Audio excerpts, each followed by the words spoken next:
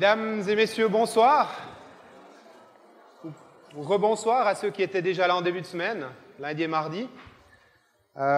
Bienvenue à cette troisième conférence du Colloque Wright, dont c'est la 17e édition cette année. Cela fait effectivement déjà 30 ans que la Fondation Dudley Wright s'engage pour la diffusion des savoirs dans la société. Ça fait plaisir que, même un jeudi soir, de voir que la salle ne désemplit pas. C'était effectivement déjà bien rempli, complètement plein, même lundi et mardi également. Mon nom est Olivier Dessibourg, je suis responsable de la rubrique Sciences au journal Le Temps, qui est partenaire de l'événement, et c'est moi qui vais vous accompagner tout au long de la soirée.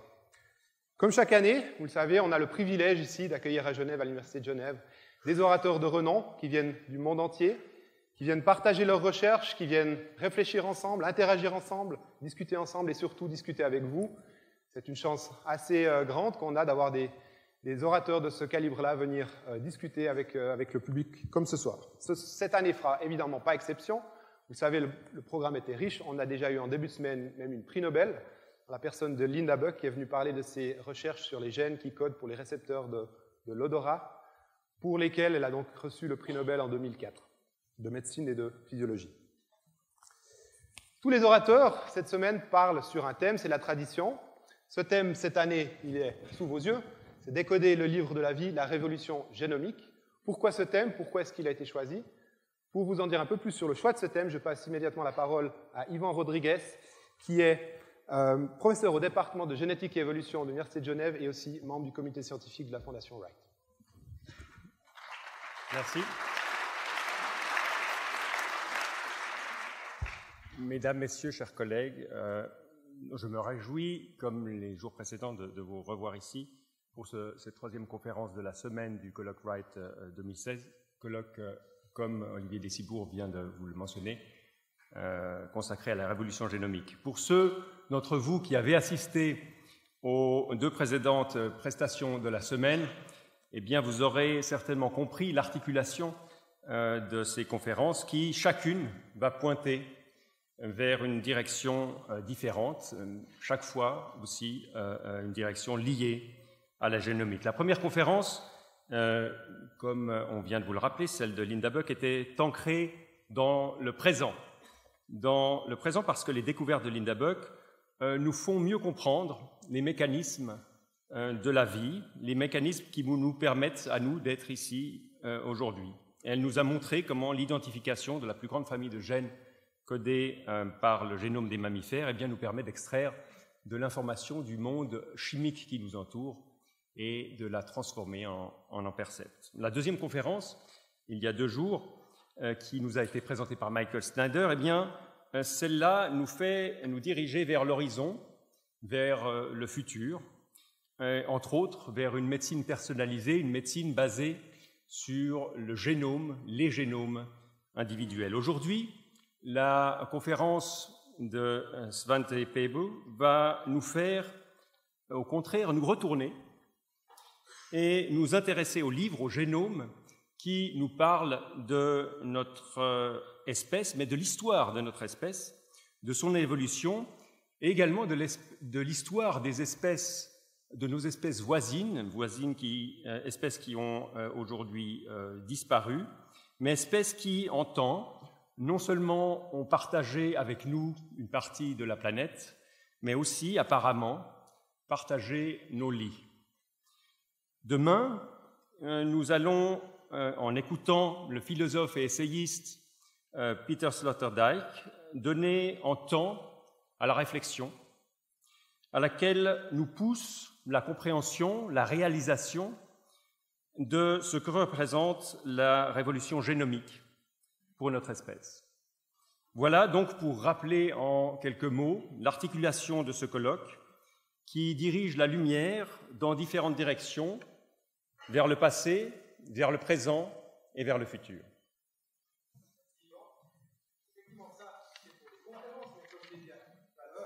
Il y a la partie interaction avec le public suite à chacune des conférences. On a voulu cette partie aussi interactive que possible, justement.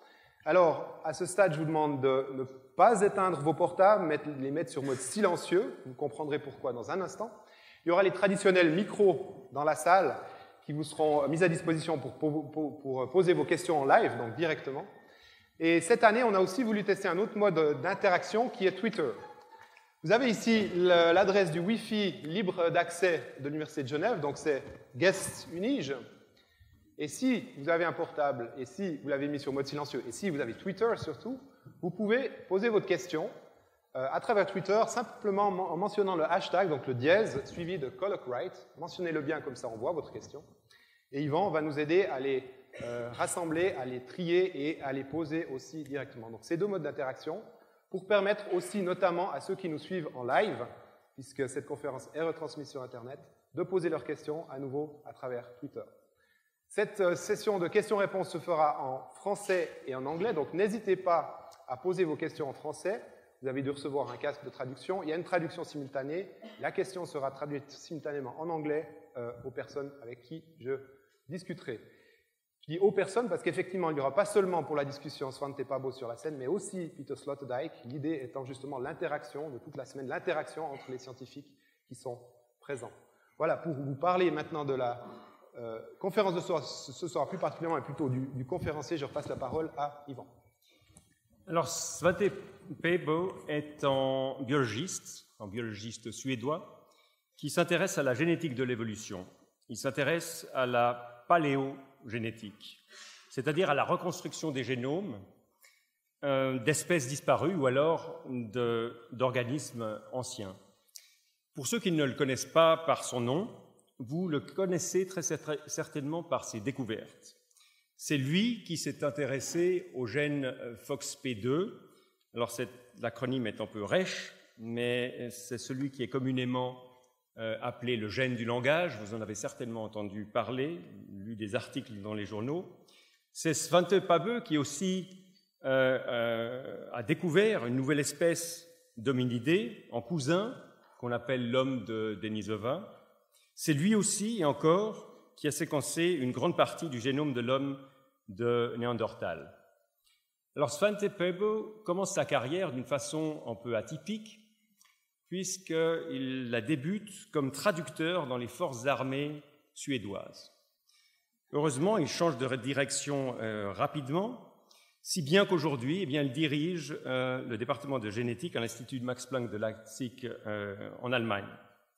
Svante Pääbo a reçu nombre de distinctions pour son travail de pionnier et ajoute à ses qualités scientifiques une qualité rare, en tout cas assez rarement associée à celle de scientifique, qui est celle d'être extrêmement clair dans ses présentations. Je cède maintenant la parole à Svante Pääbo qui va nous faire voyager, grâce à nos génomes, à travers notre histoire. Dear Svante, welcome in Geneva. We're glad and honored to have you here. The floor is yours.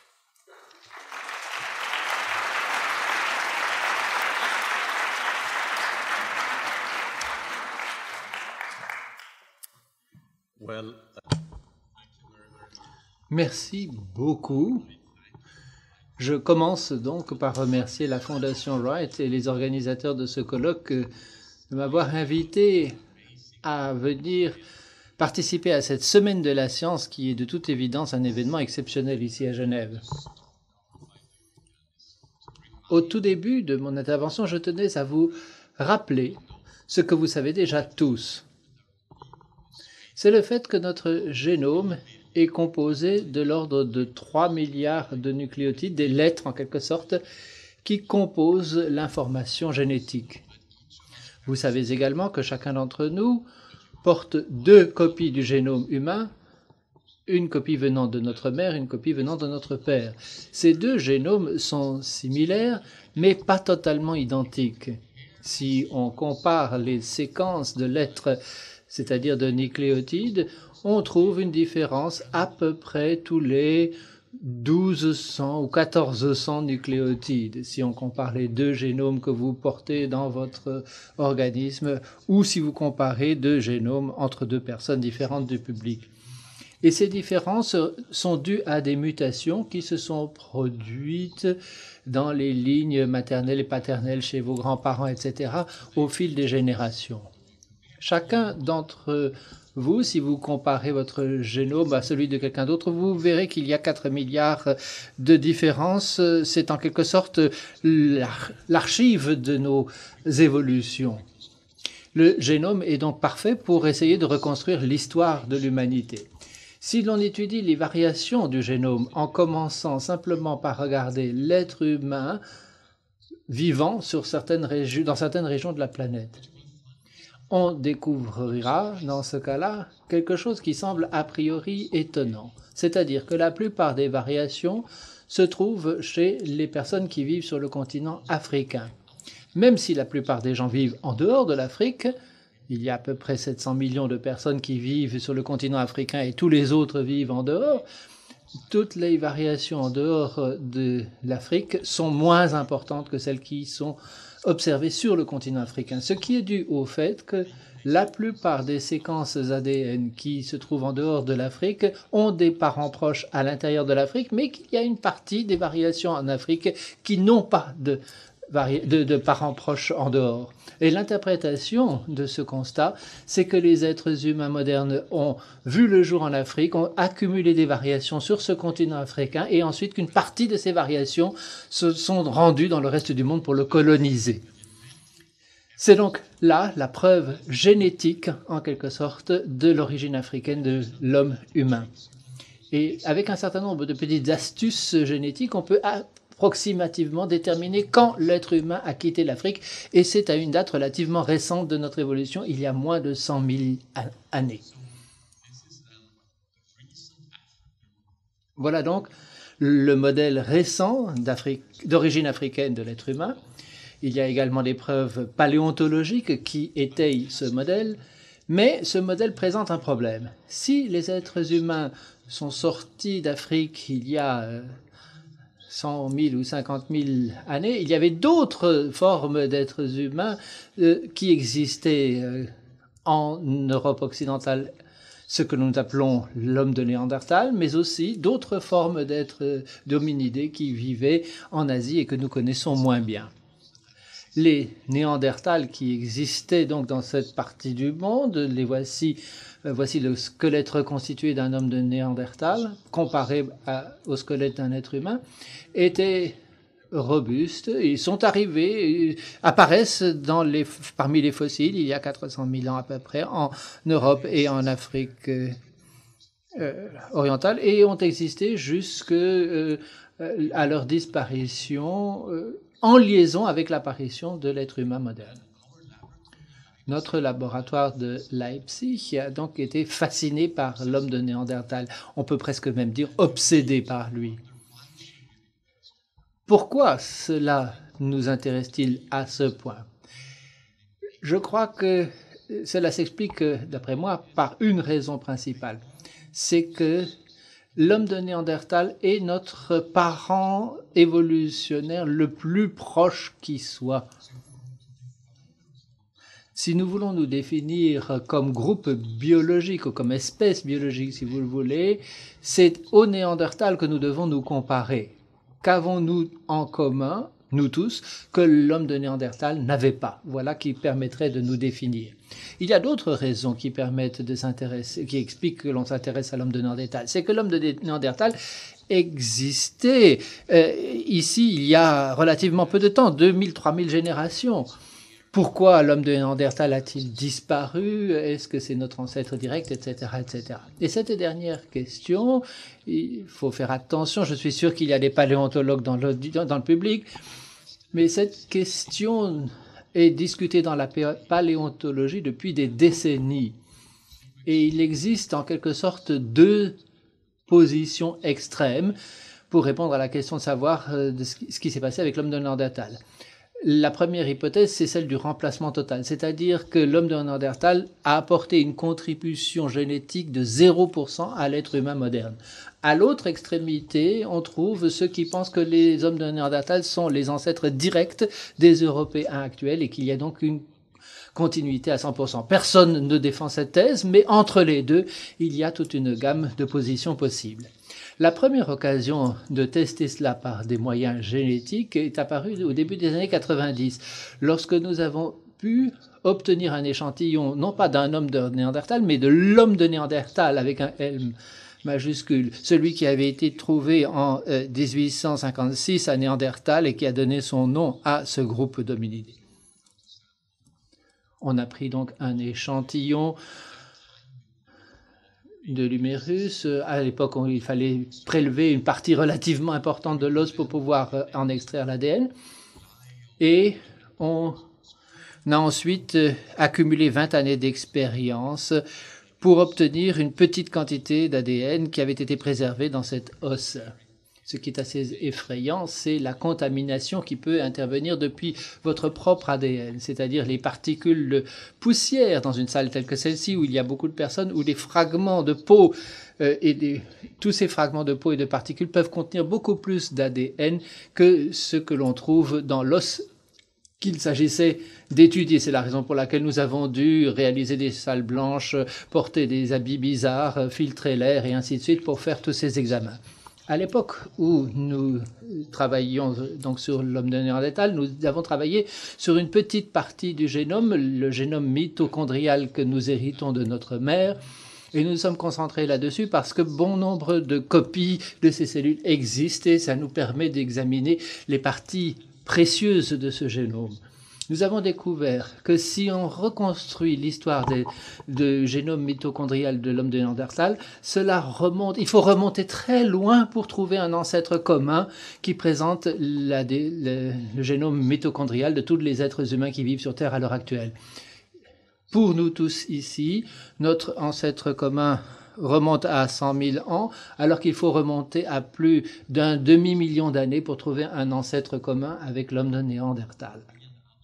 Nous et d'autres avons séquencé d'autres génomes mitochondriaux de l'homme de Néandertal et tous tombent en dehors de la variation de l'être humain actuel. Il est donc manifeste qu'aucune personne sur cette planète ne porte le génome mitochondrial d'un homme de Néandertal.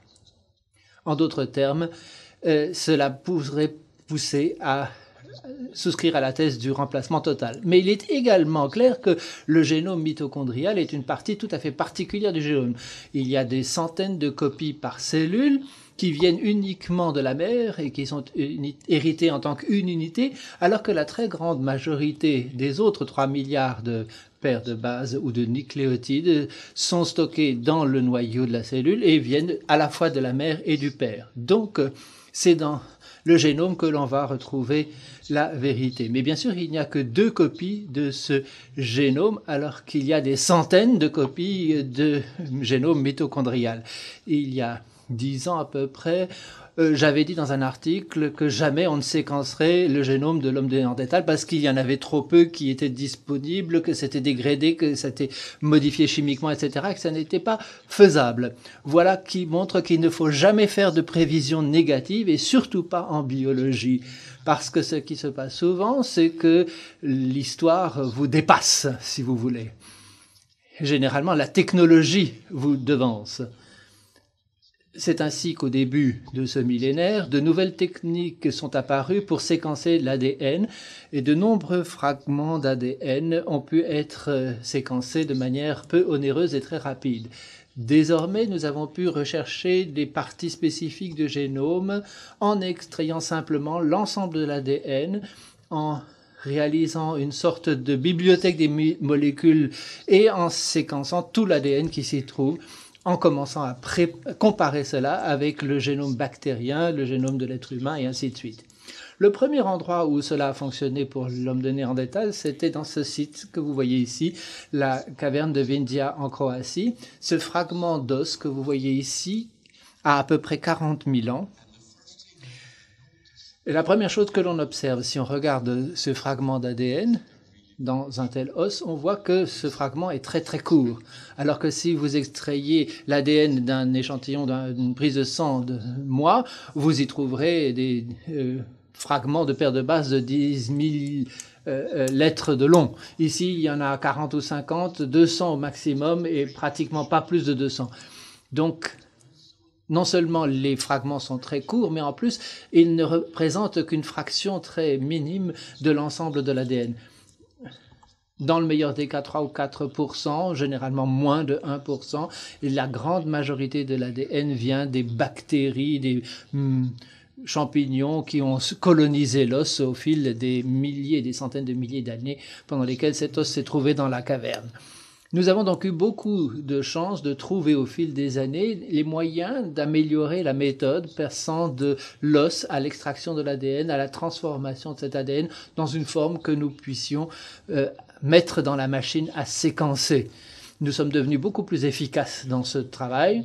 Nous avons examiné de nombreux sites de Néandertal et de nombreux os d'hommes de Néandertal pour découvrir ceux qui avaient le pourcentage le plus élevé d'ADN endogène. Nous nous sommes concentrés à la fin sur 3 os venant de 3 individus de Néandertal différents, venant de ce site de Croatie.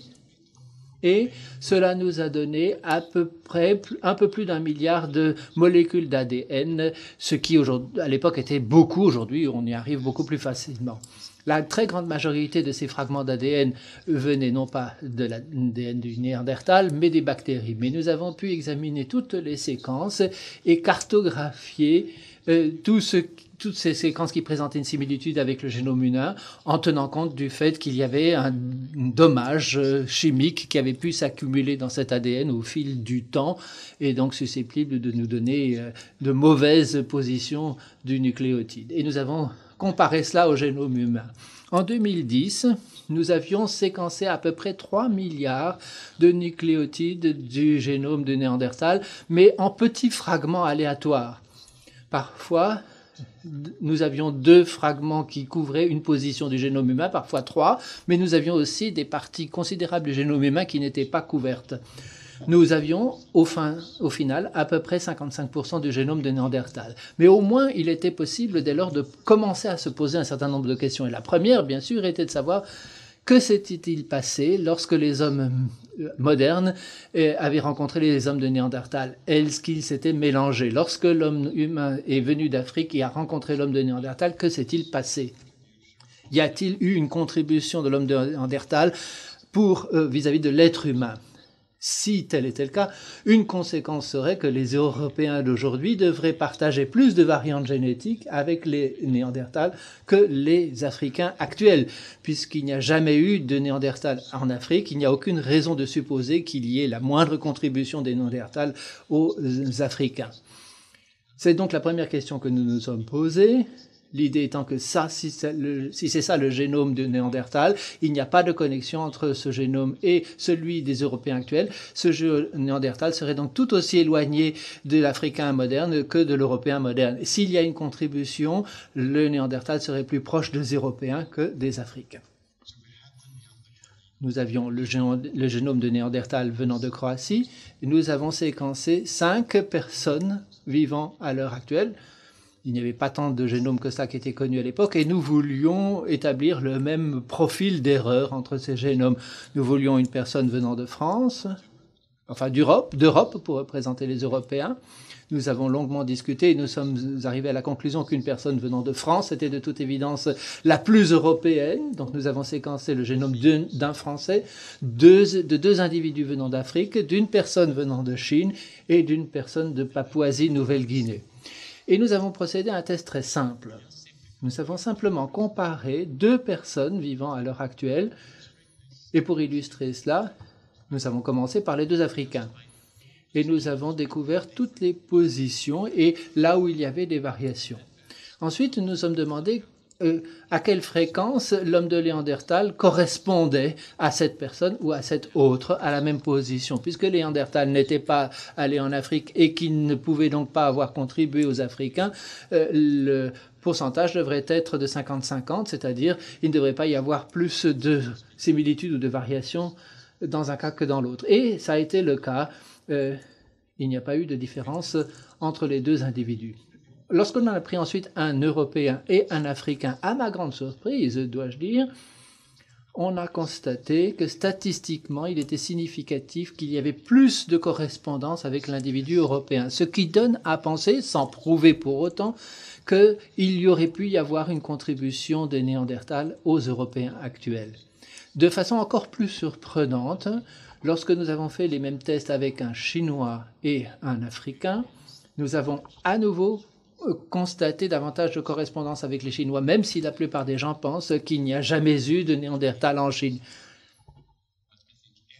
En tout cas, tout le monde est d'accord pour dire qu'il n'y a jamais eu de Néandertal en Papouasie-Nouvelle-Guinée. Et là encore, on a vu davantage de correspondance avec les personnes de Papouasie-Nouvelle-Guinée. Donc, toutes les personnes en dehors de l'Afrique présentent une plus grande correspondance avec l'homme de Néandertal qu'avec le génome de l'Africain. D'où la question, comment expliquer le fait que l'on voit davantage de correspondance, non seulement en Europe où les Néandertals vivaient, mais aussi en Chine et en Papouasie-Nouvelle-Guinée. Le modèle que nous avons suggéré, et qui s'est avéré dans une très large mesure entre-temps, consiste à dire que lorsque l'être humain moderne a quitté l'Afrique, il a probablement traversé le Moyen-Orient, et nous savons qu'il y avait des hommes de Néandertal dans cette région. Donc cet humain moderne, il y a à peu près 200 000 ans, est également devenu l'ancêtre de toutes les personnes en dehors de l'Afrique. Et s'il s'est mélangé avec l'homme de Néandertal, il a pu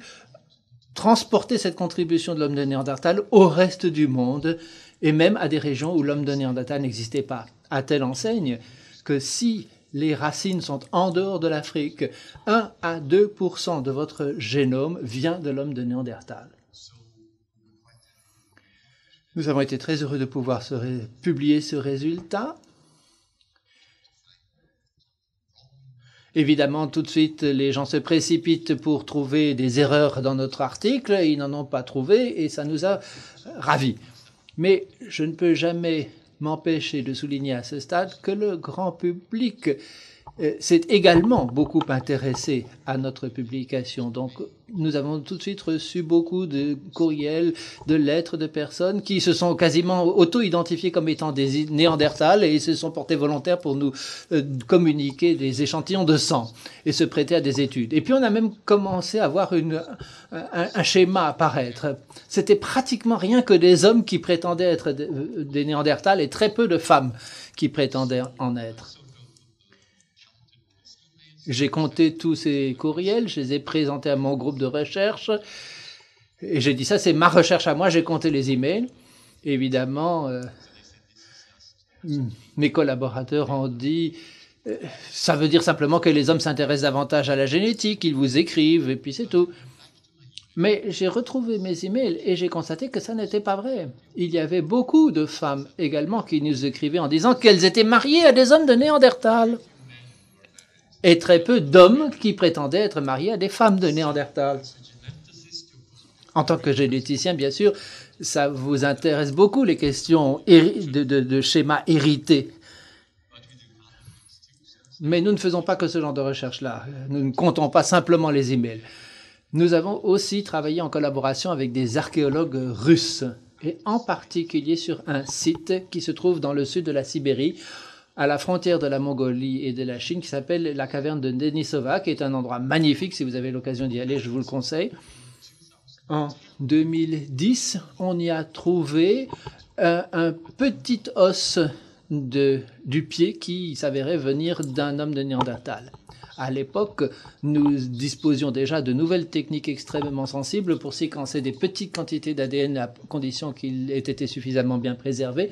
Et nous avons pu retirer de l'ADN de ce génome et nous avons fini par obtenir un très bon génome de l'homme de Néandertal. Pratiquement tout a pu être couvert par à peu près 50 fragments d'ADN différents. Donc, nous avons pu faire correspondre les fragments avec le reste du génome, ce génome étant d'une meilleure qualité que celle que nous puissions obtenir par un séquençage actuel, ou presque. Avec ce très très bon génome de Néandertal, on peut désormais étudier ou comparer avec des personnes qui vivent à l'heure actuelle. Ça, c'est un chromosome d'une personne vivante. Et en rouge, on trouve les fragments qui sont similaires ou identiques à ceux de l'homme de Néandertal. Et qui viennent donc manifestement de l'homme de Néandertal. Vous voyez que généralement, les gens portent des parties différentes de l'ADN de l'homme de Néandertal, mais ça arrive à un total de l'ordre de 1 à 2% par personne si vous êtes d'origine européenne. Est-ce que c'est beaucoup de porter 1 à 2% de génome de Néandertal, ou est-ce que c'est peu? C'est une drôle de question, évidemment. C'est ce que c'est, en fait. Mais pour remettre les choses en perspective, pensez à votre propre arbre généalogique. Si vous vous trouvez ici, vous avez évidemment 50% de votre ADN qui vient de votre mère et de votre père, 25% en moyenne de vos grands-parents, 12% une génération plus loin, 6%, 3%, etc. Et si vous remontez à 6 générations de vous, vous avez à peu près 1,5% de l'ADN de votre ancêtre. Donc, en quelque sorte, c'est comme si un de vos ancêtres, de vos 64 ancêtres à la 6e génération, était un homme de Néandertal, en ce qui concerne la quantité d'ADN. Pour ce qui est du modèle de vos génomes, c'est tout à fait différent, puisque l'ADN de l'homme de Néandertal est un petit fragment qui est présent, alors que pour votre ancêtre à la 6e génération, vous avez des fragments plus importants. Autre question que l'on peut poser, quelle est la quantité du génome de l'homme de Néandertal qui existe encore aujourd'hui chez un être vivant bipède, debout? On peut en quelque sorte additionner le génome de l'homme de Néandertal, qui est indiqué ainsi en bleu. On ne sait pas trop, mais de l'ordre de 40% du génome de l'homme de Néandertal existe encore chez l'être humain actuel. Nos collègues russes ont découvert sur ce site des choses encore plus fascinantes dans les montagnes de l'Altaï. En 2008, je crois qu'ils ont vraiment fait quelque chose de formidable, c'est-à-dire qu'ils n'ont pas manqué un petit os, et ils ont même reconnu que c'était un petit os qui faisait partie de la phalange d'une main d'un enfant. Nous avons également fait le séquençage de cet os-là, et nous avons obtenu un très bon génome. Nous avons été surpris de constater ça n'était pas un génome venant d'un homme actuel ni d'un homme de Néandertal, mais d'un homme qui était apparenté à l'homme de Néandertal, mais avec une parenté très lointaine. En d'autres termes, pour l'être humain, entre l'être humain et les autres populations humaines, la fragmentation s'est faite aux alentours de 100 000 ans. Entre les hommes de Néandertal et ces autres hominidés, la séparation est intervenue il y a 400 000 ans. En d'autres termes, nous avions trouvé un autre groupe d'humains éteints, et en liaison avec les archéologues russes, nous avons décidé de les appeler les Denisovans, l'homme de Denisova, puisque la grotte de Denisova était celle où ils avaient été découverts. C'était un autre groupe d'hominidés éteints, découverts exclusivement sur la base de génomes et non pas simplement de résultats de paléontologie. Est-ce que ces êtres humains se sont mélangés à l'être humain moderne? Eh oui, et en particulier par rapport à ceux qui vivent actuellement en Australie, en Papouasie-Nouvelle-Guinée, etc. Donc même si le génome et l'os a été trouvé dans cette région-ci, les traces de ce génome sont particulièrement fréquentes en dehors, et notamment dans les îles du Pacifique, jusqu'à concurrence d'à peu près 5%. Il y a aussi une petite contribution qui concerne les Asiatiques, mais l'essentiel se trouve en Asie, en Océanie, en Australie. Donc l'idée, c'est que ça n'est pas probablement en Sibérie que vivait l'homme de Denisova, mais qu'il était beaucoup plus répandu dans l'est de l'Asie. Pour résumer donc ce que nous savons à propos de l'origine des hommes de Néandertal et de Denisova, et de l'être humain moderne à l'étude du génome, l'origine de l'être humain, c'est l'Afrique, qui a quitté, l'homme africain qui a quitté l'Afrique il y a à peu près 500 000 ans, a investi l'Europe et la partie occupée par l'homme de Néandertal, alors qu'à l'Est, l'être humain s'est transformé en Denisovan. On ne sait pas pourquoi cette hominidé s'est répandue sur tout ce continent, peut-être une tendance mégalomaniaque. Dans cette région-ci, dans les montagnes de l'Altaï, à un moment ou à un autre, il y a eu des hommes de Néandertal, et à un autre moment, il y a eu des hommes de Denisova.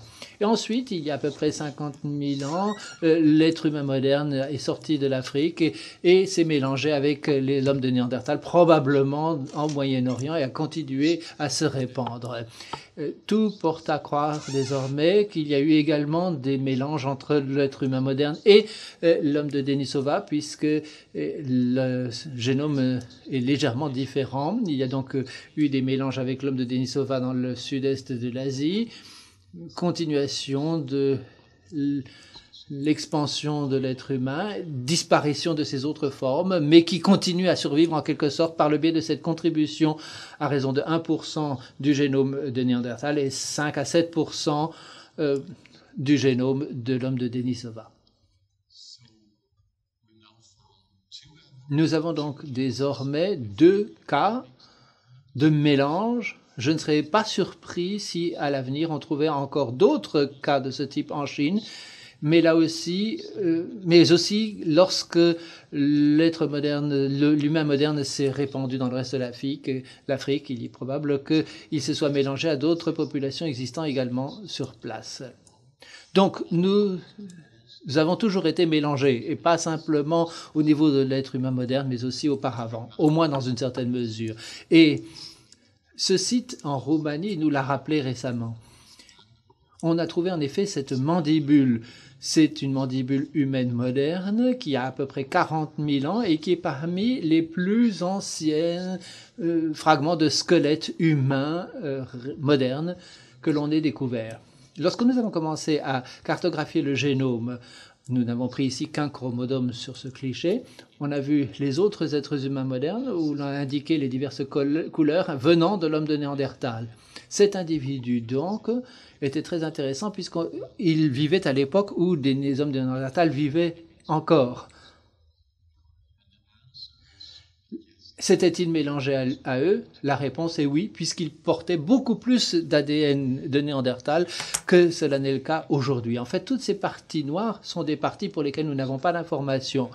Plus de la moitié de ce chromosome est donc exclusivement de Néandertal, ce qui signifie que cet individu avait un ancêtre de Néandertal très récent dans son arbre généalogique. Et l'on peut trouver d'autres régions, 7 autres régions de ce génome où l'on découvre des parties importantes de fragments de chromosomes. Donc, si l'on établit l'arbre généalogique de cette personne d'il y a 40 000 ans, on peut en inférer que 6, 5 ou 4 générations auparavant, cet individu avait effectivement un ancêtre appartenant à l'homme de Néandertal. On les a pratiquement pris la main dans le sac, si j'ose dire. Nous savons désormais qu'il y a eu beaucoup de mélange entre ces populations. De toute évidence, nous avons pu réfuter cette théorie du remplacement total. D'autres formes d'hominidés ont bel et bien contribué à l'être humain moderne. Mais il ne faut pas perdre de vue cette immense partie de nos variations génétiques qui viennent de l'extérieur de l'Afrique. Donc il ne faut pas oublier les choses et ne pas les remettre en perspective. C'est pourquoi nous appelons ce modèle de remplacement un modèle de remplacement qui fuit. L'essentiel vient de l'Afrique, mais il y a quand même des contributions qui viennent d'autres régions du monde. Pendant quelques minutes encore, je voudrais un peu changer de sujet et poser la question de savoir si cela a une conséquence fonctionnelle sur nous autres aujourd'hui. La contribution génétique de l'homme de Néandertal signifie-t-elle quelque chose pour nous qui vivons sur Terre aujourd'hui? On apprend de nouvelles choses à ce propos pratiquement tous les mois dans les articles spécialisés.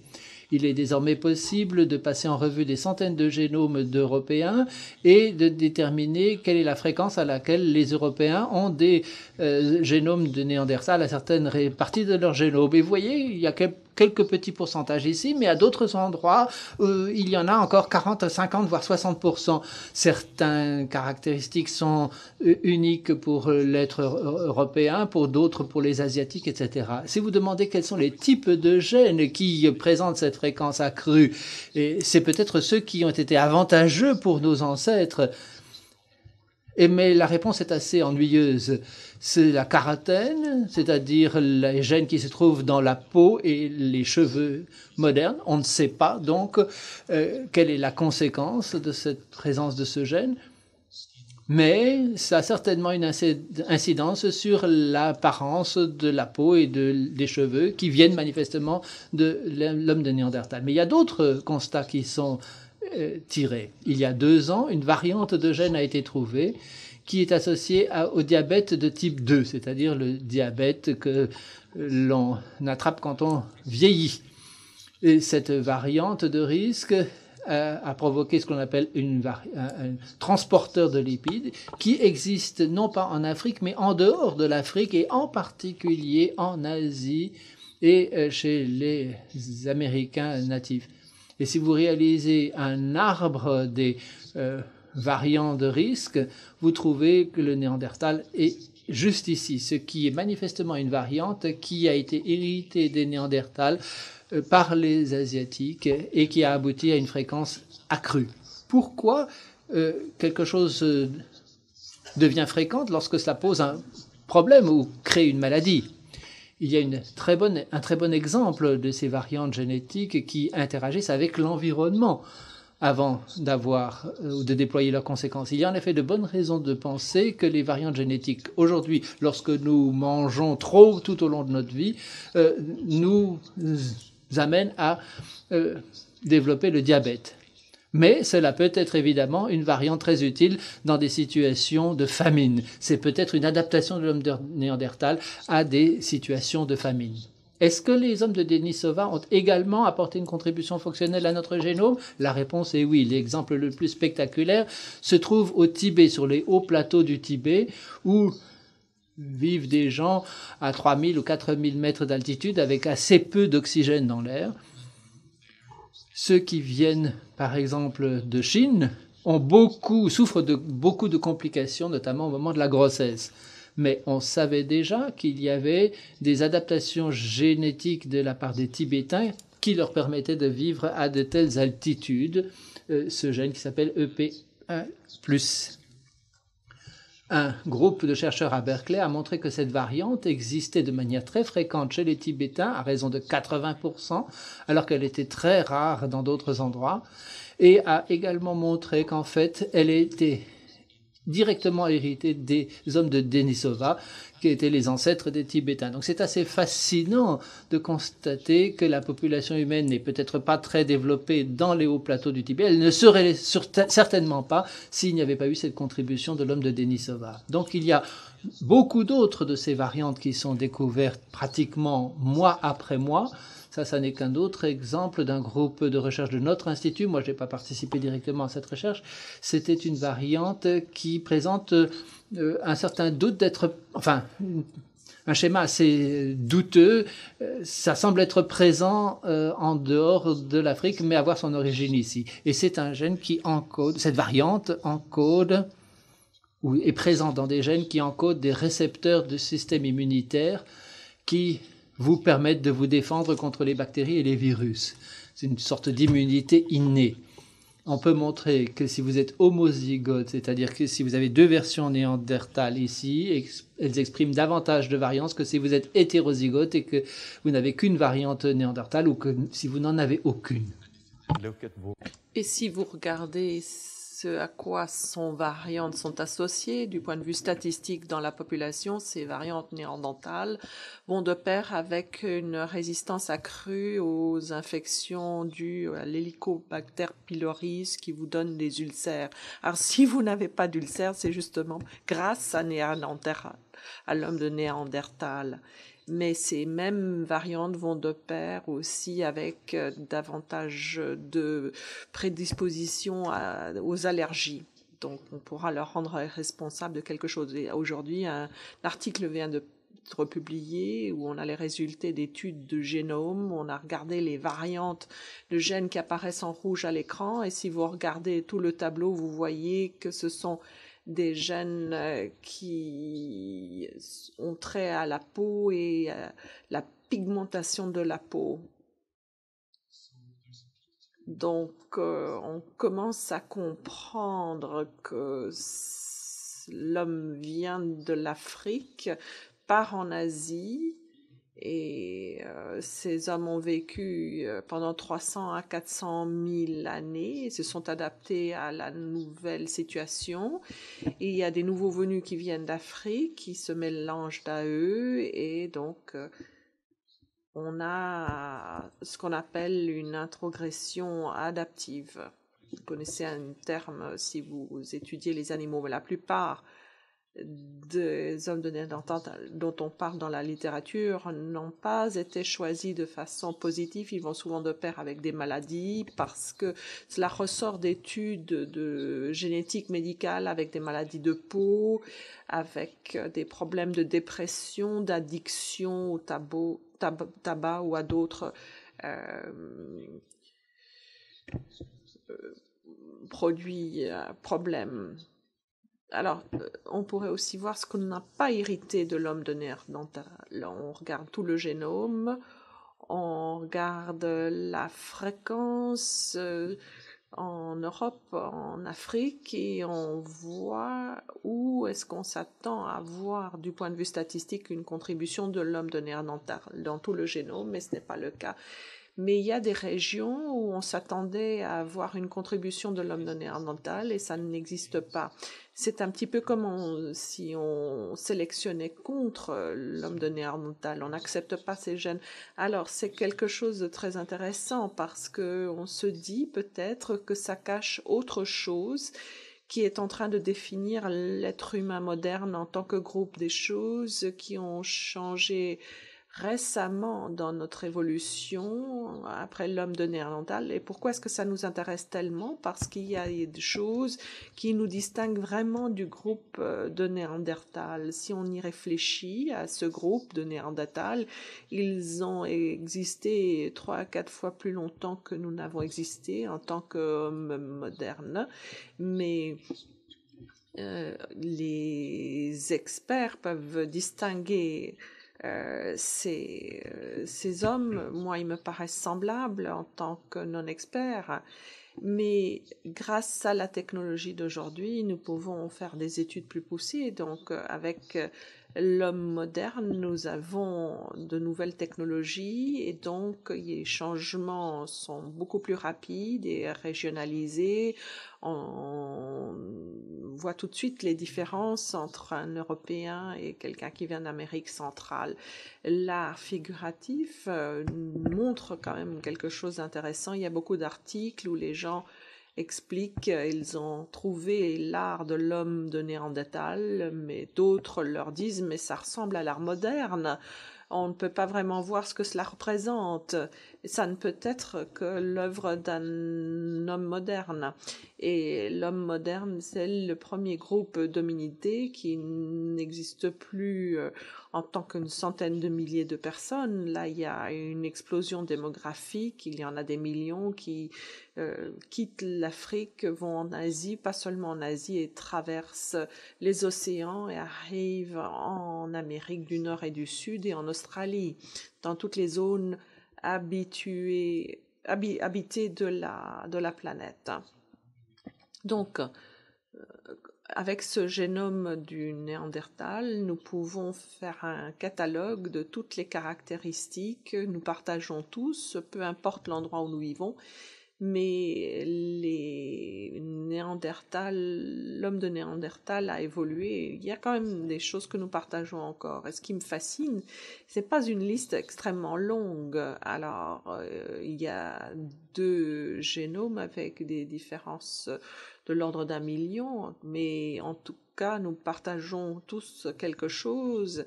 Et les hommes de Néandertal rassemblaient davantage aux singes. Alors on peut regarder ces différences en l'espace de l'après-midi, dans l'après-midi, mais ces différences ne nous permettent pas de comprendre pourquoi nous sommes comme nous sommes. Alors ça nous intéresse tout particulièrement quand on s'imagine que ça a trait à la cognition et ça peut nous donner des pistes pour le cerveau. Alors pour vous donner une idée, Dans ces changements, les 32 000 changements, il n'y a que 96 changements pour ce qui est des acides aminés. Donc, regardez toutes ces protéines à l'écran et ensuite vous pouvez vous dire est-ce que l'une de ces protéines nous paraît particulièrement intéressante.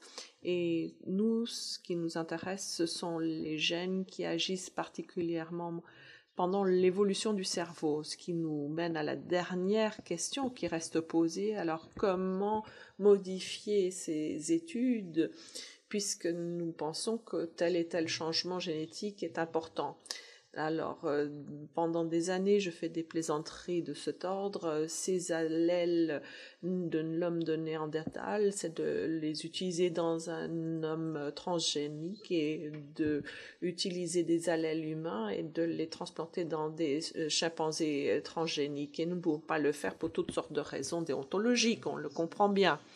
Mais ce n'est pas une simple plaisanterie parce que vous avez des professeurs à Harvard qui sont en train de nous dire maintenant, puisque nous disposons du génome de l'homme de Néandertal, nous devrions faire des études sur les génomes des cellules souches et faire un clone du Néandertal. Ce n'est pas une bonne idée pour des raisons déontologiques, mais ce que nous pouvons faire avec ces informations, eh bien, nous pouvons essayer de trouver des mutations, des rétromutations chez l'être humain. Chaque année, vous avez de nouvelles mutations, une centaine de mutations. Il y a 7 milliards d'habitants.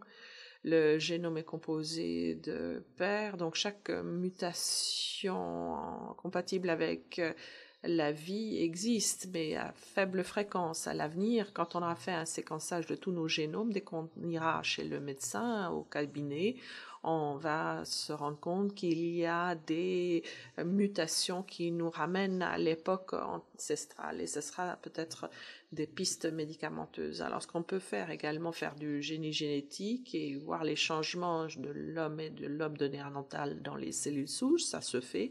Et ce que je voulais vous montrer aussi, c'est que vous pouvez utiliser des modèles de laboratoire, ce qui nous amène à ce gène qu'on a évoqué dans l'introduction, le FOXP2, c'est un gène qui est particulièrement intéressant en ce qui nous concerne, et cela, on s'y intéresse depuis pas mal d'années, parce que Tony Monaco à Oxford a identifié une grande famille où les personnes sont affectées par un trouble linguistique particulier.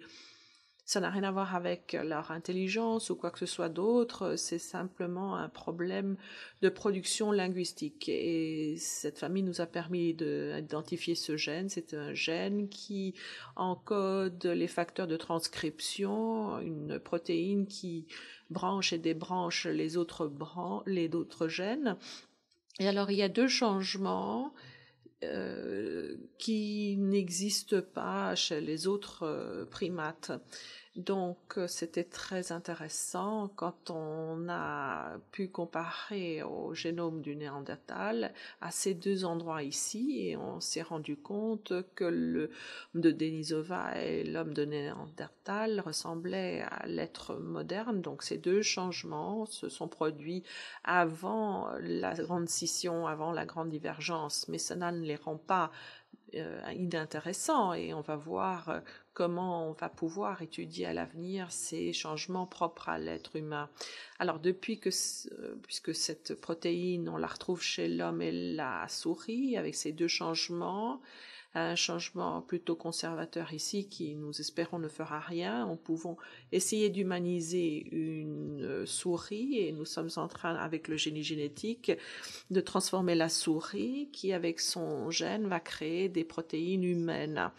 Et puisque nous savons que cette protéine intervient dans le domaine de la langue et du langage, nous allons essayer de parler à la souris, mais elle ne va pas répondre. Peut-être parce que elle ne vit pas assez longtemps pour apprendre le langage, mais au moins vous avez un modèle animal que l'on peut utiliser, donc on peut étudier le cerveau de la souris pour voir si cela porte à conséquence.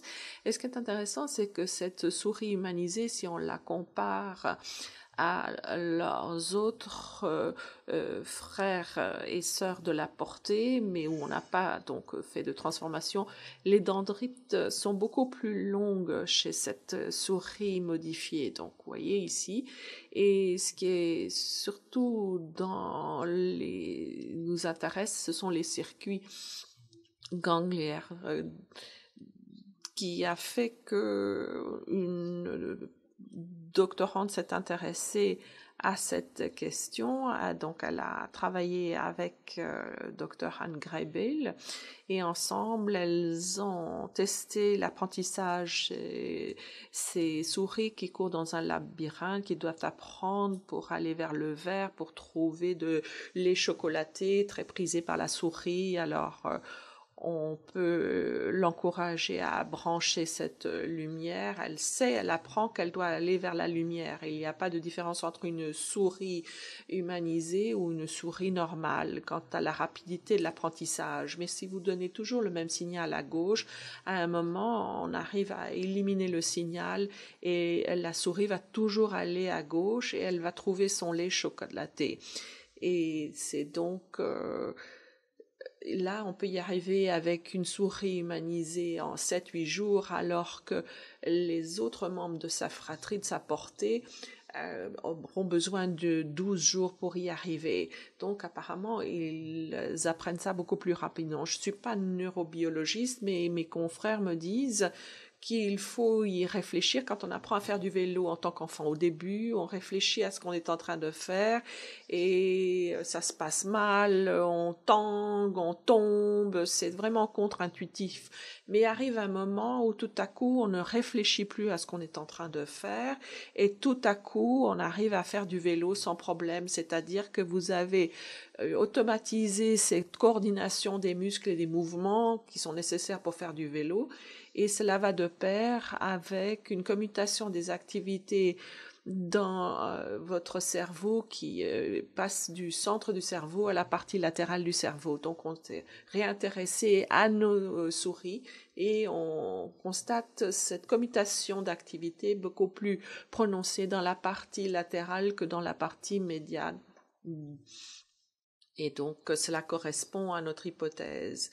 Alors, on se dit que ce qui se passe dans cette souris quand on modifie ces deux positions, c'est qu'on est en train de modifier ces circuits gangliaires cortico-basaux pour accélérer l'automatisation de l'apprentissage.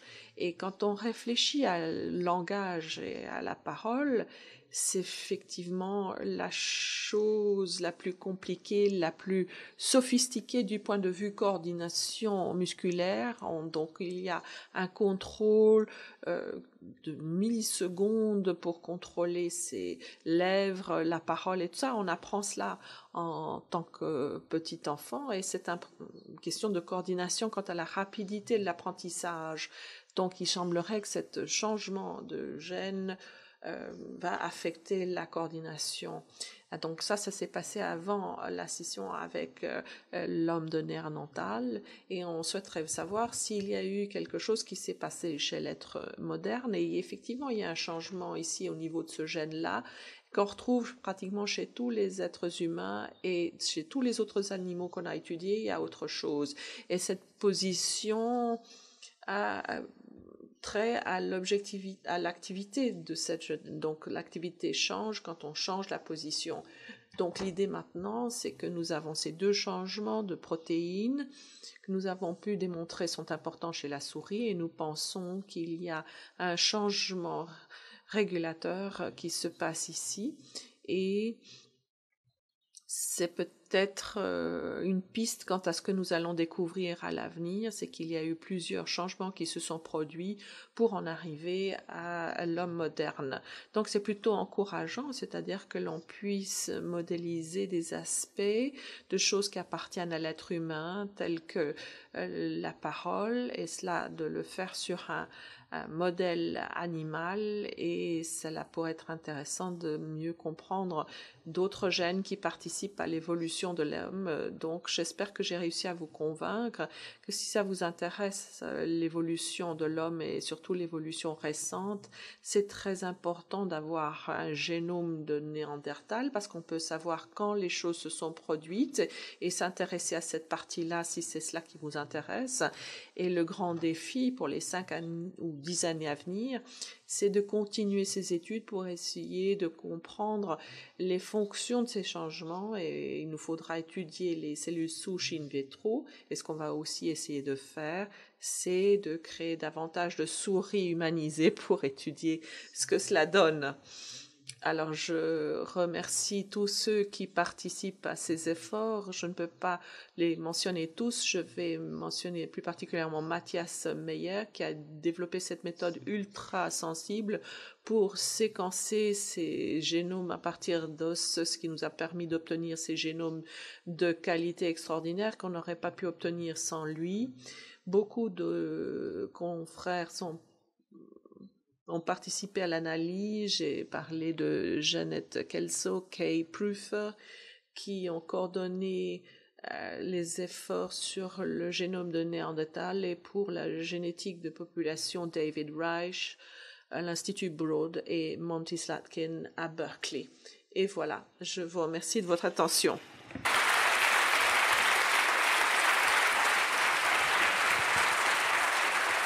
Thank you.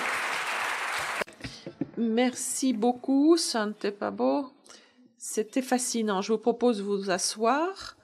Et alors, comme je vous ai expliqué au début, l'idée de ce colloque, c'est de rapprocher des scientifiques pour qu'ils puissent parler du thème de la semaine, à savoir la révolution génomique. Ce soir, on a la chance d'avoir un deuxième intervenant pour cette discussion, Peter Sloterdijk, que vous connaissez peut-être, à la Hochschule für Gestaltung à Karlsruhe, et il a écrit beaucoup de livres et d'articles sur toutes ces questions, donc je le propose aussi de venir à la tribune.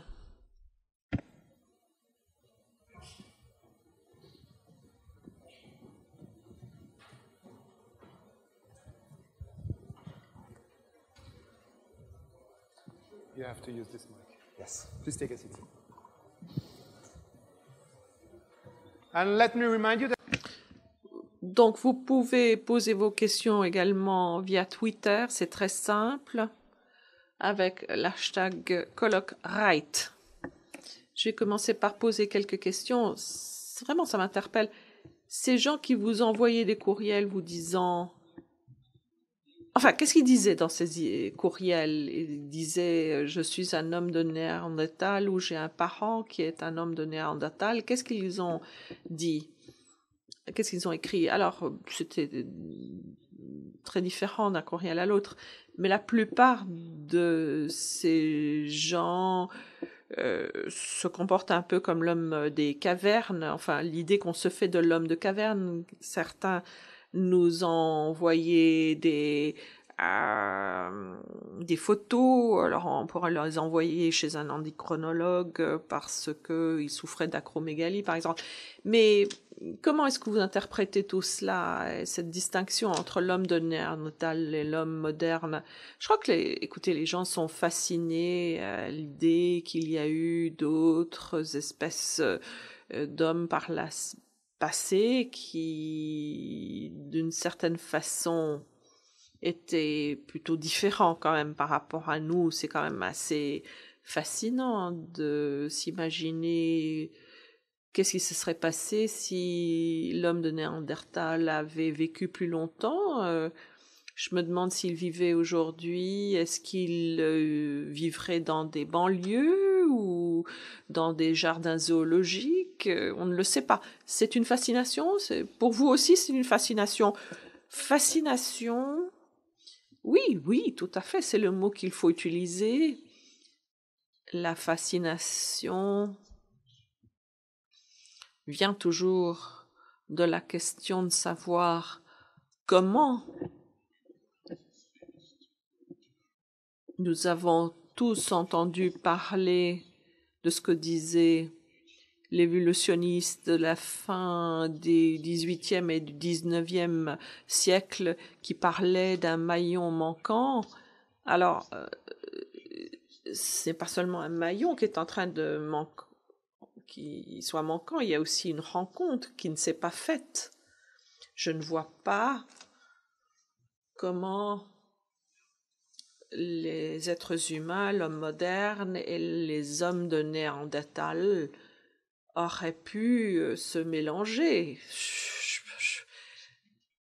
Alors, où est-ce qu'ils pourraient se rencontrer? Quel serait le lieu de rencontre? Où est-ce qu'il y aurait cette passion, cette histoire d'amour?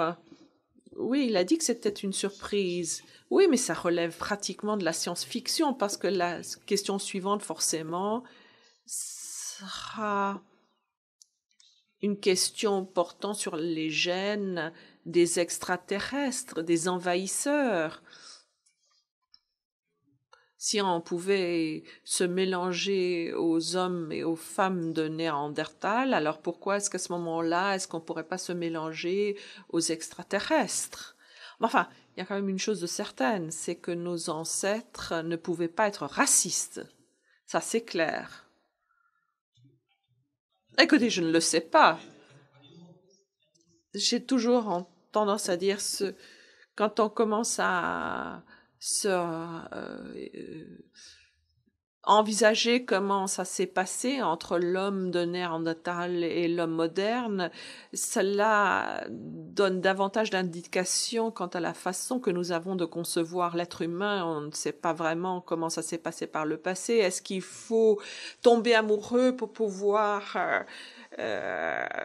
avoir une relation sexuelle? Alors, pourquoi est-ce que... Parce que si vous êtes pessimiste, vous pouvez dire oui, bien évidemment, il y a eu le premier génocide, hein, et ils ont disparu simplement parce qu'on a dû les exterminer, mais on pourrait le dire de façon différente en disant regardez le Proche-Orient, les premiers êtres humains en dehors de l'Afrique, on les trouve au Proche-Orient. Il y a des centaines de millions d'années, les derniers hommes de Néandertal étaient au Proche-Orient en 60 000 ans. Donc il y a eu des centaines de milliers d'années de coexistence pacifique. Donc nous ne savons pas ce qui s'est passé. Il se peut qu'il y avait des hommes modernes à l'époque et qui ont ensuite disparu, mais cela nous donne des informations quant à la façon dont nous percevons l'être moderne aujourd'hui plutôt que ce que nous pensons s'est passé. Mais vous parlez des gènes du Néandertal dans notre génome et vous vous y attendiez. Oui, bien sûr, c'était 2-3 petites choses que nous attendions. J'ai écrit plusieurs livres sur la question. Et intellectuellement, nous savons, et cela a été dit de façon publique, qu'il reste possible qu'il y ait une contribution parce qu'en fait, on avait une façon biaisée de concevoir les choses et les paléontologues, en fait, nous ont confirmé cela. Ça m'a beaucoup surpris. Mais vous n'avez pas dit davantage sur la disparition de l'homme de Néandertal. Est-ce qu'on en sait davantage? Écoutez, la seule chose raisonnable qu'on peut s'imaginer, est-ce que ce sont seuls les hommes de Néandertal qui ont disparu? Peut-être il y avait d'autres êtres humains qui sont tombés malades, qui étaient particulièrement susceptibles à une maladie. Les hommes de Denisova sont disparus. Il y a également une autre espèce en Indonésie qui a disparu. Au cours des 30 000 dernières années, c'est quand même assez unique dans toute notre histoire puisque nous sommes seuls sur la Terre parce qu'avant, il y avait toujours d'autres espèces d'hominidés. Donc je crois que cela est dû à notre comportement. Mais quant à savoir quel est ce comportement, ça pourrait être différentes choses, différentes raisons dans différentes régions. On ne sait pas. Vous donnez beaucoup de détails quant à ce que nous avons hérité de l'homme de Néandertal, mais Qu'avons-nous appris de nous-mêmes quand on le regarde aujourd'hui? Ça aussi, c'est une question peut-être pour vous, professeur Sloterdijk. Écoutez, moi, je suis plutôt concret, on fait des travaux très concrets. Je sais que l'homme de Néandertal se retrouve en l'être humain moderne d'aujourd'hui. La moitié du génome de l'homme de Néandertal existe encore aujourd'hui. Nous sommes mélangés à eux, on a eu des bébés et les bébés ont été intégrés dans la société moderne et ils ont réussi, ils ont eu des enfants à leur tour. Et ça ne se serait pas passé comme cela s'il n'y avait pas eu de rencontres heureuses. Et vous, comment vous répondriez à cette question? Qu'est-ce que nous avons appris de nous-mêmes? Et écoutez,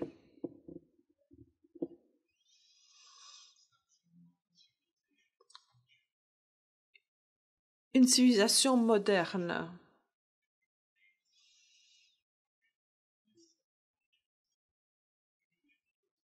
qui décide de remplacer le mythe de l'évolution par des théories scientifiques a des problèmes aujourd'hui parce qu'il y a beaucoup de chaînons manquants, beaucoup de trous dans cette belle histoire que nous sommes en train de nous raconter sur l'évolution. Il y en a beaucoup de ces lacunes, beaucoup de chaînons manquants. Et l'histoire devient de plus en plus délicate à raconter.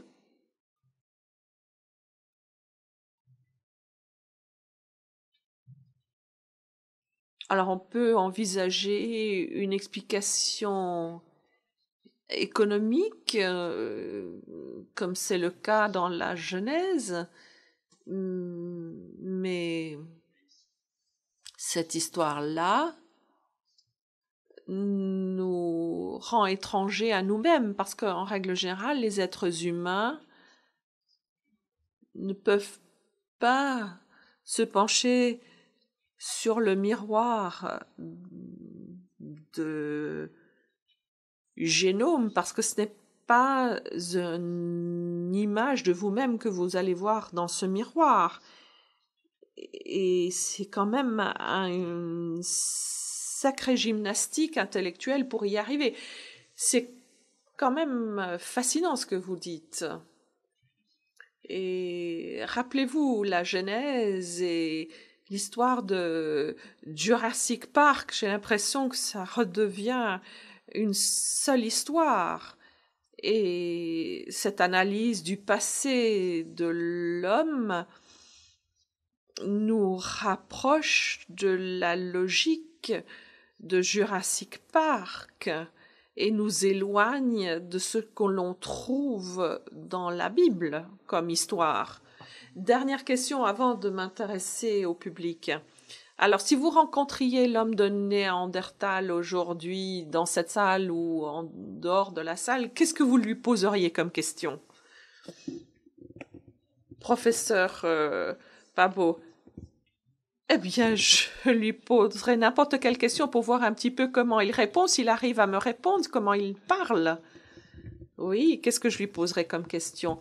Eh bien, une question fascinante, ce serait de savoir, est-ce que nous avons des différences cognitives? Je peux m'imaginer qu'un homme de Néandertal est tout aussi intelligent que moi. Mais il y a peut-être un problème ou une différence de sociabilité. Je crois que on veut essayer toujours de l'influencer l'autre et de disséminer nos idées, et c'est peut-être la raison pour laquelle nous formons ces grandes sociétés, cette culture cumulative où on passe la premier tiers de notre vie à apprendre ce que faisaient les anciens et après de rajouter un chapitre. Oui, c'est peut-être la raison pour laquelle on s'est peut-être battu avec l'homme de Néandertal et ils ont disparu. Alors, je m'adresse à vous. Si vous avez des questions pour nos invités ce soir, allez-y. Ça marche? Oui. Good evening. Thank you for this. Bonsoir, merci de cette présentation fort intéressante. J'étais en train de me demander, vous avez parlé de la découverte de l'Homo sapiens qui avait 40 000 ans, qui avait beaucoup d'ADN de Néandertal. Et je me demande si on ne savait pas que l'homme de Néandertal existait, est-ce que vous auriez pu en déduire son existence en vous fondant sur ce que vous trouviez comme ADN? Première question. Et deuxième question. Est-ce qu'on pourrait trouver un Homo sapiens semblable dans d'autres régions du monde et à ce moment-là, à partir de cette découvrir, en déduire qu'il y avait d'autres ancêtres qui ressemblaient à l'homme de Néandertal, l'homme de Denisova ou d'autres espèces? Vous avez bien compris ce que je voulais dire. Vous pensez qu'en étudiant le génome moderne, on arrive à trouver la contribution d'une espèce ancienne? Avec cet individu que nous avons découvert, on aurait forcément fait cette découverte. Il y a des gens qui ont découvert des méthodes, par exemple à Seattle, ils ont découvert des moyens, des méthodes où ils arrivent justement à pouvoir utiliser les données existantes avec des éléments du passé. Alors, si on n'avait pas eu ces échantillons de génome, on n'aurait pas pu démontrer notre théorie. On a trouvé en Afrique d'autres restes qui nous font penser à des grandes différences. Et je peux m'imaginer que ça vient de groupes d'hommes de génome qui n'existent plus aujourd'hui. Mais je peux m'imaginer qu'en Afrique, il y a eu une métapopulation pendant des centaines de milliers d'années où on a constamment échangé des gènes de groupe à l'autre. Et l'homme moderne, en fait, vous le retrouvez dans d'autres régions du monde. C'est donc extrêmement précieux que d'avoir ce genre de génome. Je me tourne vers Twitter. Est-ce qu'il y a des questions sur Twitter? Oui, il y en a pas mal d'ailleurs.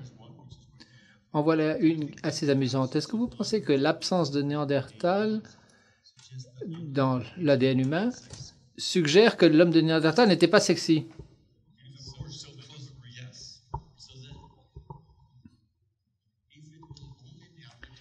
Si c'était seulement l'homme de Néandertal qui a apporté sa contribution, l'ADN mitochondrial n'aurait pas été transmis. Mais on s'attendrait à moins de contributions sur le chromosome X parce que l'homme donne son chromosome X uniquement aux filles et pas aux garçons. Donc s'il n'y avait que l'homme, on s'attendrait à avoir moins de contributions sur le chromosome X. Et c'est ce que l'on voit. Mais lorsqu'on a vu ça pour la première fois, on s'est dit oui, c'est bel et bien l'être humain, ou plutôt la femme humaine qui a trouvé l'homme de Néandertal sexy, et ça se traduit dans les emails que nous obtenons aujourd'hui, où on dit que les hommes de Néandertal n'ont pas de femmes de Néandertal. Mais sur d'autres régions du chromosome, il semble qu'il y ait eu d'autres sélections. Et c'est peut-être ce genre de sélection qui explique les choses. Donc il se peut que ce soit l'homme de Néandertal qui soit sexy et pas la femme. Une autre question. Ce qui est très frappant dans vos dessins, c'est que l'homme de Néandertal a vécu pendant des centaines de milliers d'années en Eurasie et n'a jamais franchi la mer. Est-ce que ça lui faisait peur? Parce que nous y sommes parvenus assez rapidement. Évidemment, les chimpanzés et les singes ne nagent pas du tout. Ils coulent comme des pierres. C'est la raison pour laquelle, dans les jardins zoologiques, on peut les délimiter du reste de la superficie par un peu d'eau. Mais nous n'avons pu franchir les mers qu'avec une certaine technologie, dans une certaine mesure. Mais si on prend les hominidés qui existaient en Afrique et en Eurasie pendant 2 millions d'années, si on remonte aussi loin que cela, jamais ils ne se sont rendus en Australie, jamais ils ne se sont rendus en Amérique ni à Madagascar. Depuis l'Afrique, quand même, c'est pas si loin. Il y a bel et bien une explication, me semble-t-il, qui se cache là derrière. Ils se sont répandus comme d'autres mammifères. Lorsque vous voyez la Terre de l'autre côté de la mer, vous le traversez, mais pas autrement. Alors que l'être humain moderne, non seulement est allé dans d'autres grands continents, mais a franchi les distances qui le séparaient de toutes les petites îles du Pacifique. Par exemple, l'île de Pâques, qu'on n'a pas redécouvert pendant très très longtemps. C'est un peu de la folie que de commencer à partir en bateau sur le Pacifique sans savoir où on va. On a toujours tendance à penser qu'il y a donc une question d'attitude vis-à-vis du monde dans l'être humain moderne. On ne s'arrête jamais, on essaye toujours d'aller plus loin, et maintenant on pense à aller sur Mars. Il y avait une question, me semble-t-il, dans la salle, non? Est-ce qu'il n'est pas surprenant que l'on ne trouve pas d'ADN de Néandertal en Afrique? Parce que ça voudrait dire que aucun de ceux qui ont fauté avec des Néandertals ne sont revenus à leur point de départ.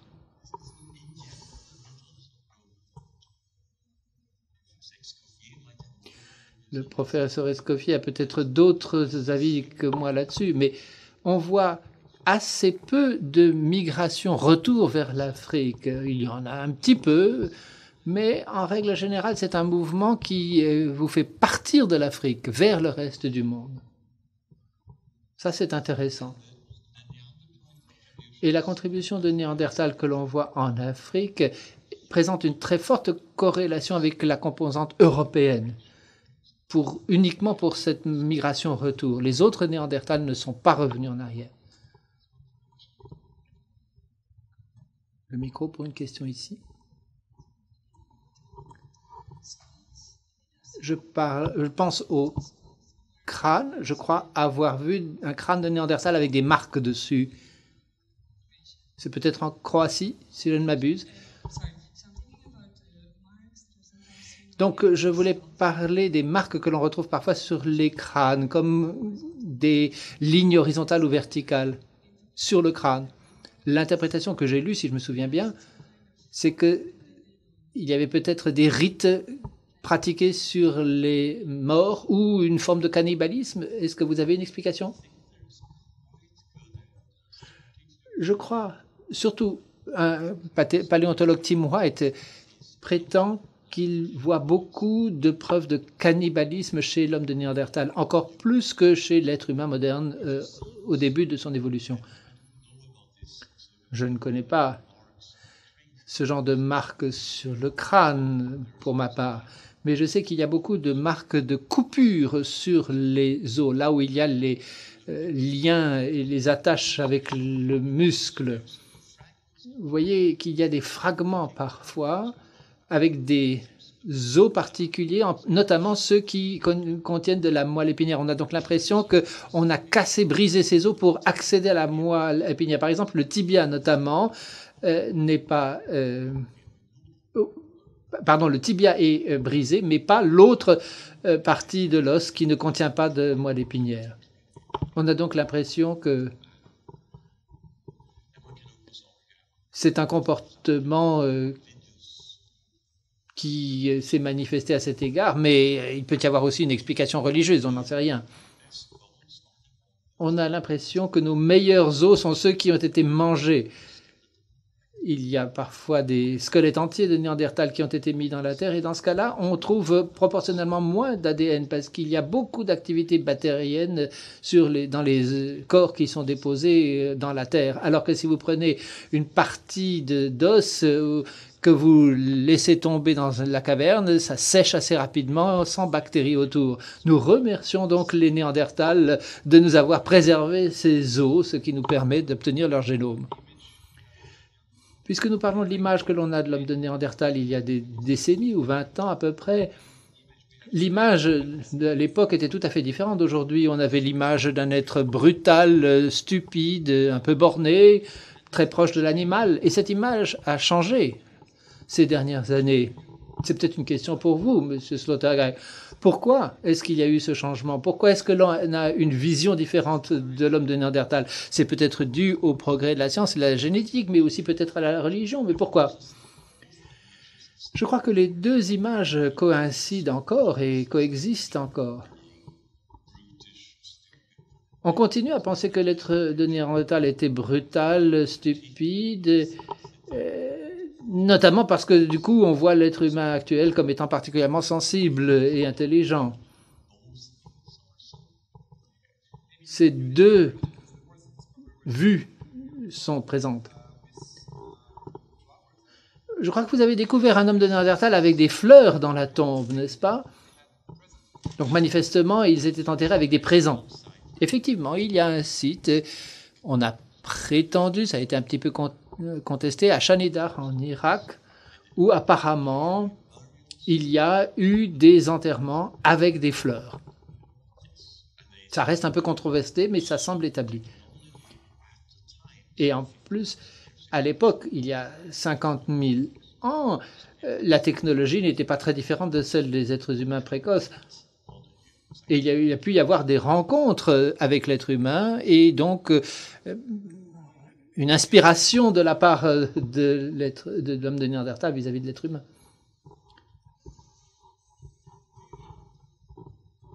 Qu'en pensez-vous, M. Sloterdijk? C'est très intéressant d'entendre ce commentaire scientifique. Une question très naïve se pose. Pourquoi l'être humain a-t-il le sentiment d'être esthétiquement plus développé que l'homme de Néandertal? Il semble qu'il y ait une sorte de dérive bioesthétique dans l'évolution humaine.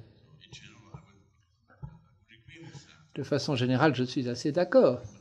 Je pense que la race humaine devient de plus en plus belle. Peut-être que l'homme de Néandertal n'a pas véritablement participé à cette évolution. Mais entre eux, de toute évidence, ils se trouvaient suffisamment beaux pour procréer. Vous voulez dire que les individus deviennent plus beaux ou bien qu'ils produisent de l'art? Non, non, non, non. Je pense qu'une certaine forme de beauté est en quelque sorte congénitale de la race humaine.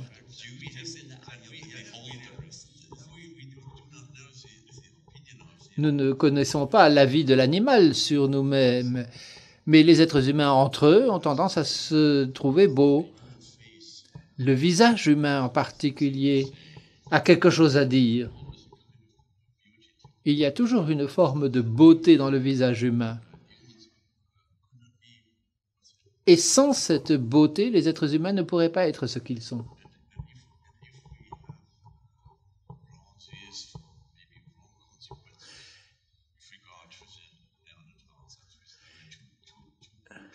Et si l'on a une vision erronée de l'homme de Néandertal prétendant qu'ils sont brutaux, qu'ils n'avaient pas le sentiment de la transcendance ou autre, tout ce dont les êtres humains sont fiers aujourd'hui par rapport à eux-mêmes, si cela manquait chez l'homme de Néandertal, cela pourrait expliquer pourquoi nous ne l'avons pas reconnu comme étant membre de la famille humaine.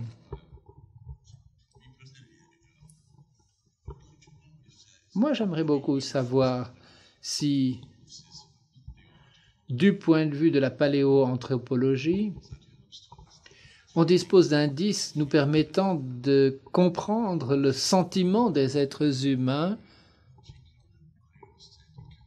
sur le plan de la bioesthétique. Est-ce que vous avez une réponse? Non, ben non. Monsieur Sloterdijk. Oui, c'est aussi la différence entre l'homme et la femme.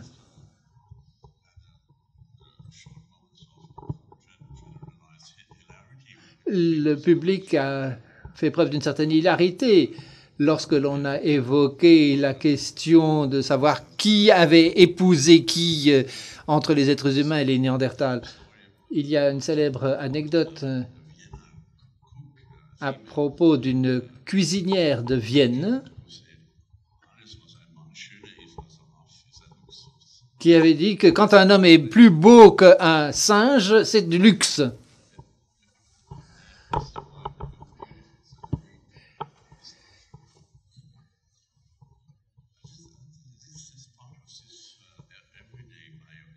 Ça fait partie de cette approche bioesthétique que l'on retrouve un peu partout de nos jours et qui existe sans doute même à des dimensions archaïques. Est-ce qu'il y a d'autres questions dans la salle? Oui, une par ici. Quelque chose de plus spécifique pour clarifier les choses. Le précédent orateur du colloque avait parlé de l'origine de Néandertal comme venant d'Afrique. Moi, je ne suis pas sûr d'avoir bien compris. Il avait dit qu'on avait trouvé un tout petit pourcentage d'ADN dans la population africaine venant de l'homme de Néandertal. Or, vous avez dit que l'homme de Néandertal a eu son origine en Afrique. Vous l'avez expliqué. Vous avez expliqué pourquoi il y avait moins d'ADN. C'était dû au fait que l'homme de Néandertal n'est jamais revenu en Afrique. Est-ce que vous pourriez un petit peu reclarifier les choses, s'il vous plaît? Je ne suis pas sûr d'avoir bien suivi.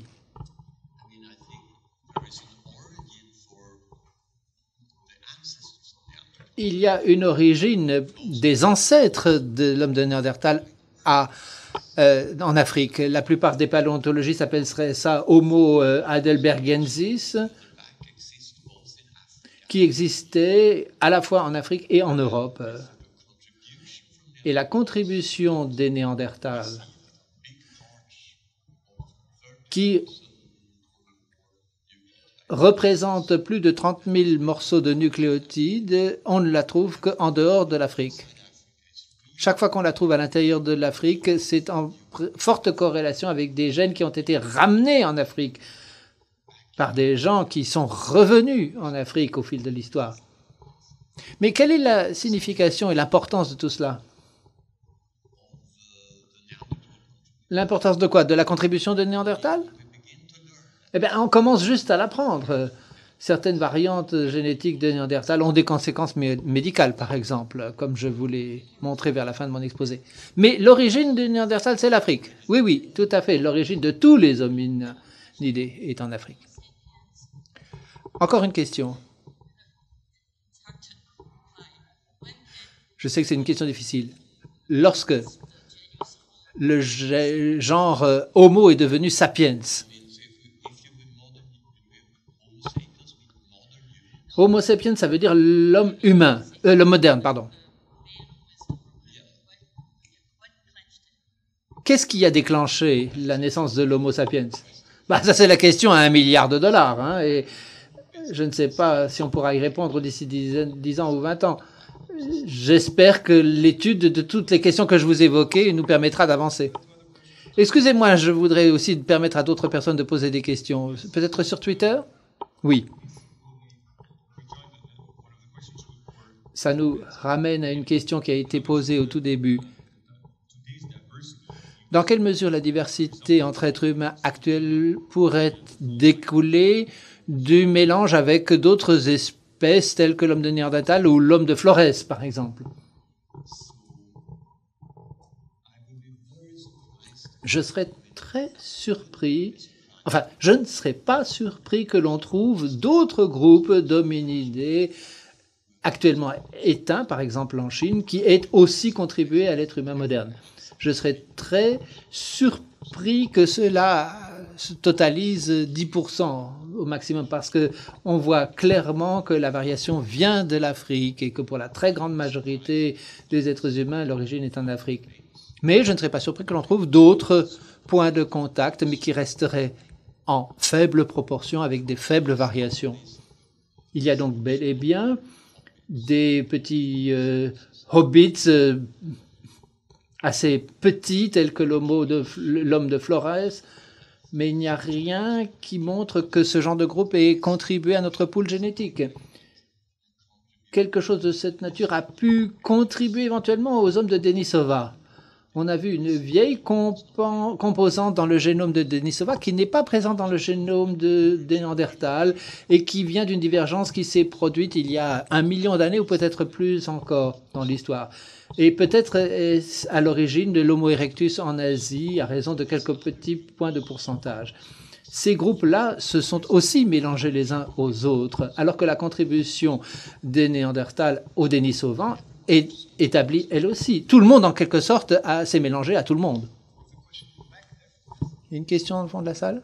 Oui, merci de cet exposé. J'ai une question à propos de la longévité du processus de vieillissement de Néandertal. Parce que parfois, on décrit des êtres humains dans les Écritures comme ayant vécu 200 ou 300 ans. On ne sait pas si c'est un mythe ou pas. Est-ce que vous pourriez nous parler de la longévité maximale que vous ayez observée dans l'espèce ou les espèces que vous avez étudiées?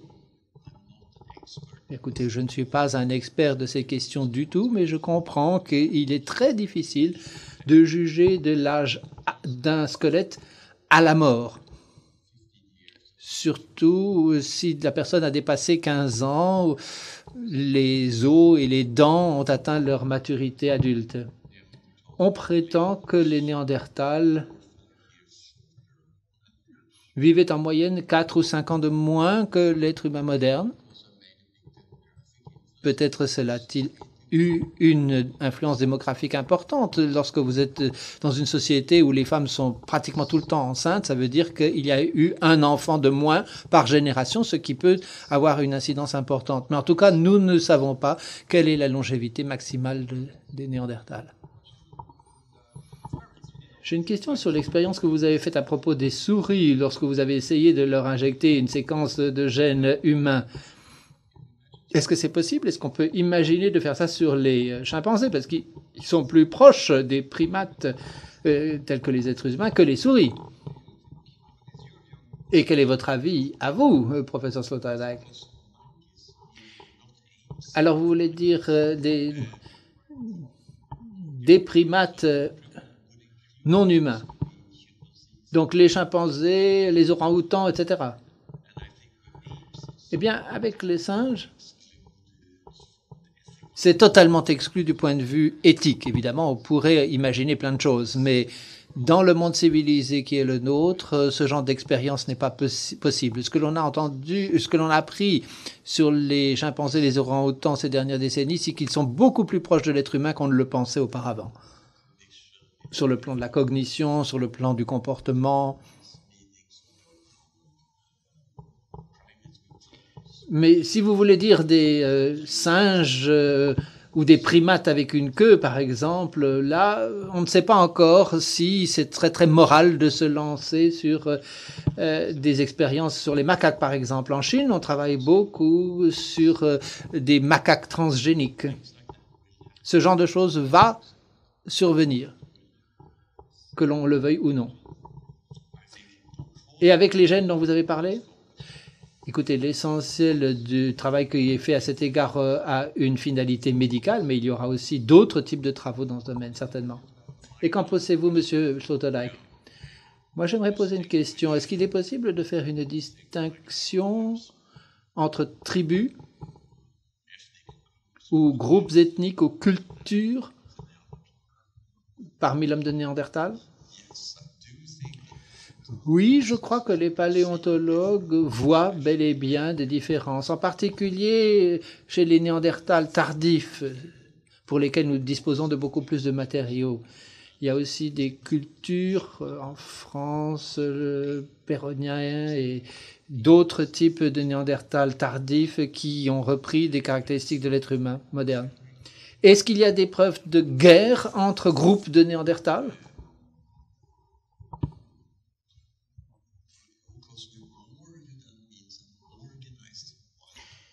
Vous voulez dire par guerre violence organisée et pas violence individuelle, n'est-ce pas? Bien, je ne crois pas que l'on ait des preuves à cet égard. Mais vous savez que les chimpanzés ont des formes de guerre, connaissent des formes de guerre. Il y a des groupes qui s'opposent individuellement, systématiquement. Encore une question dans le public? Question, simplement je trouve vraiment miraculeux qu'on ait pu retirer de l'ADN des petits fragments pour notamment Denisova ou autres. Ma question est, jusqu'à quand dans le temps en arrière peut-on espérer pouvoir encore trouver de l'ADN utilisable? Jusqu'où peut-on remonter donc pour trouver de l'ADN? Eh bien, l'ADN le plus ancien qui ait été récupéré aujourd'hui vient du permafrost, pergélisol. Ça a été fait par un groupe de Copenhague qui a étudié le génome du cheval. Et ça remonte à 700 000 ans. Pour l'ADN humain ou d'hominidés, ça vient de Maria Luisos en Espagne et ça remonte à 450 000 ans, 430, 450 000 ans. Il y a très peu d'ADN, mais ça nous donne une toute petite idée de la manière dont ce groupe était lié à d'autres groupes. Et il s'avère que ça se situe très au début de la lignée des Néandertals, presque même au niveau de leurs ancêtres. Mais l'ADN le mieux conservé est dans le pergélisol et à près de 700 000 ans. Une dernière question sur Twitter.